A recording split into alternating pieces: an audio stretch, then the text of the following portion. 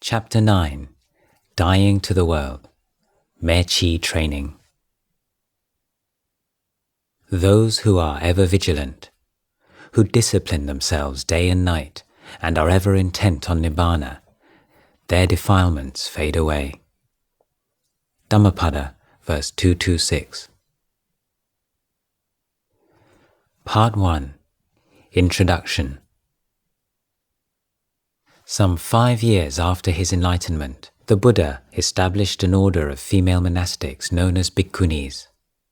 The Theravada branch of this order flourished in India and Sri Lanka before falling into a period of decline, and finally becoming extinct around 1000 CE, after an illustrious 1500-year history. In light of the Buddha's stipulation that ordination required induction into a pre-existing community of bhikkhunis, revival of the defunct order was deemed impossible.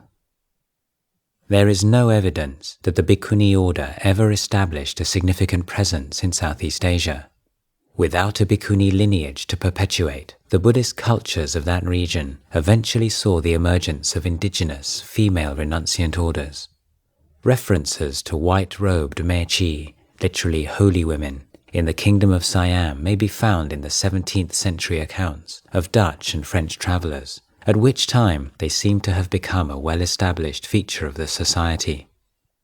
The following account of the nuns in Thailand during the 17th century comes from the Natural and Political History of the Kingdom of Siam by Nicolas Gervais, published in 1688.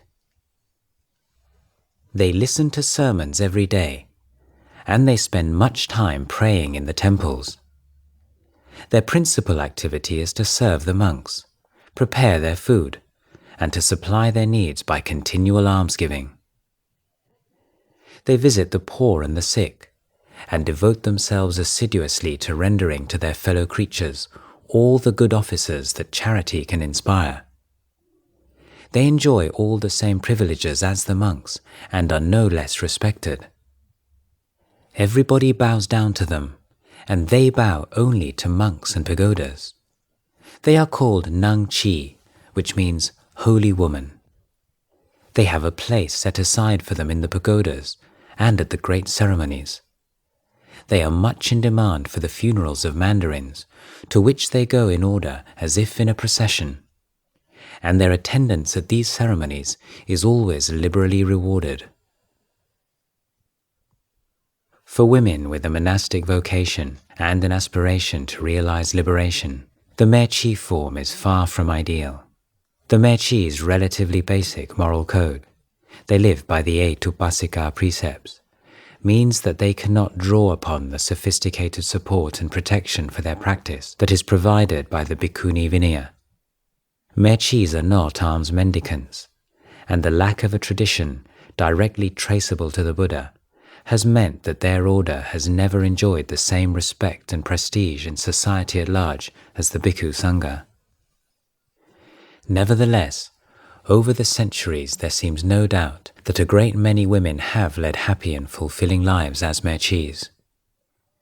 During the 20th century, a number of them, most notably Luang Pu Mun's disciple Mechi Gao, gained great renown for their spiritual prowess. Others have excelled in the study of Pali and in the Abhidhamma, the body of texts that systematizes the teachings found in the Buddha's discourses. The establishment of a national mechi organization in the 1960s, together with advances in mechi education and training over the past decades, have done much to raise standards throughout the country. Over the past several years, an international movement to revive the bhikkhuni order has gathered pace, with a new generation of scholars asserting that there are legitimate grounds on which the traditional objections to revival may be dismissed. These arguments have not, however, been considered convincing enough by the Thai Bhikkhu Sangha to sanction any change in its opposition to the movement, and as yet, no strong lobby has emerged to persuade it to change its mind. At present, the form that female monasticism in Thailand will take in future decades is difficult to predict.